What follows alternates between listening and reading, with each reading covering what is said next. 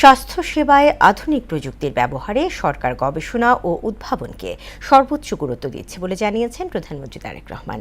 প্রয়োজনীয় পরীক্ষা নিরীক্ষা, মান যাচাই এবং উৎপাদনের ক্ষেত্রে সব ধরনের সহযোগিতার আশ্বাস দেন সরকার প্রধান। আর ওষুধের উৎপাদন ব্যয় হ্রাস এবং গবেষণা বৃদ্ধির লক্ষ্যে দেশে সিনথেটিক ল্যাব প্রতিষ্ঠা করা হবে বলে জানান শিক্ষামন্ত্রী আনম এহসানুল হক মিলন। মঙ্গলবার দুপুরে সচিবালয়ে প্রধানমন্ত্রীর সঙ্গে সভা শেষে একথা জানান তিনি। তানজিদ ভুঁইয়ার প্রতিবেদন। দেশীয় প্রযুক্তির ভেন্টিলেটর ও হাই ফ্লো অক্সিজেন মেশিন প্রস্তুতকারকদের সহযোগিতার আশ্বাস দিয়েছেন প্রধানমন্ত্রী তারেক রহমান। এছাড়াও দেশীয় প্রযুক্তিতে তৈরি দুটি মেশিন ব্যবহার উপযোগী ও বাজারজাত করতে সহযোগিতার আশ্বাসও দেন তিনি। মঙ্গলবার সচিবালয়ে মন্ত্রিপরিষদ বিভাগের প্রধানমন্ত্রীর কার্যালয়ে আয়োজিত সভায় এই আশ্বাস দেন প্রধানমন্ত্রী। এ সময় দেশীয় প্রযুক্তিতে তৈরি দুটি চিকিৎসা যন্ত্রের কার্যকারিতা, সম্ভাবনা ও ভবিষ্যৎ পরিকল্পনা তুলে ধরেন সংশ্লিষ্ট।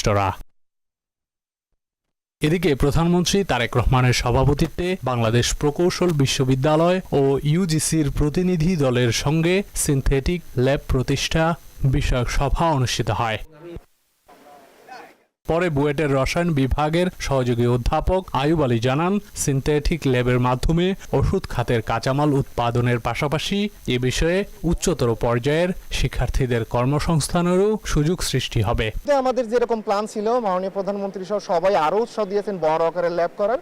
বাংলাদেশের শুধু বুয়েট না, যে কোনো ইউনিভার্সিটির, ইভেন এই ফার্মাসিউটিক্যাল সেক্টরে যারা কাজ করেন, মানে সোজা কথা যারা বাংলাদেশে ওষুধ প্রডিউস করেন, তারাও এখানে কাজ করতে পারবেন। র মেটেরিয়ালগুলো যদি আমরা বাংলাদেশে বানাতে পারি তাহলে ওষুধের দাম কমবে, বাংলাদেশের রিসার্চ ফিল্ড এনরিচ হবে এবং সবার জন্য একটা ভালো দিক। এ সময় সাংবাদিকদের প্রশ্নের জবাবে বুয়েটের উপাচার্য ডক্টর মোহাম্মদ শরীফুল ইসলাম বলেন, দেশে এ ধরনের ল্যাব প্রয়োজন, সিনথেটিক ল্যাব সম্পদে পরিণত হবে। পরিকল্পনা হচ্ছে বুয়েটে করবে, কিন্তু আসলে যেন সারা দেশের শিক্ষা ব্যবস্থা ইউটিলাইজ করতে পারে এবং মনে করেন ওষুধ শিল্পে ব্যবহার করতে পারে, সেভাবে কিন্তু আমরা উদ্যোগ নেব। এটা শুধু বুয়েটের না, সারা দেশের জন্য একটা অ্যাসেট হবে। এ সময় শিক্ষামন্ত্রী জানান, ওষুধ খাতের উন্নয়নে দেশে ল্যাবটি প্রতিষ্ঠা করবে বাংলাদেশ প্রকৌশল ও প্রযুক্তি বিশ্ববিদ্যালয়, বুয়েট সমন্বয় করবে শিক্ষা ও স্বাস্থ্য মন্ত্রণালয় এবং বিশ্ববিদ্যালয় মঞ্জুরি কমিশন। দেশে মেডিসিনের উপরে ডেভেলপমেন্টের জন্য একটা সিনথেটিক ল্যাবের দরকার এবং এটা করলে আমাদের প্রোডাকশন কস্ট কমবে এবং রিসার্চ বেড়ে যাবে এবং chemistry, biochemistry, molecular chemistry, physics and pharmacy, they need this kind of lab for their research.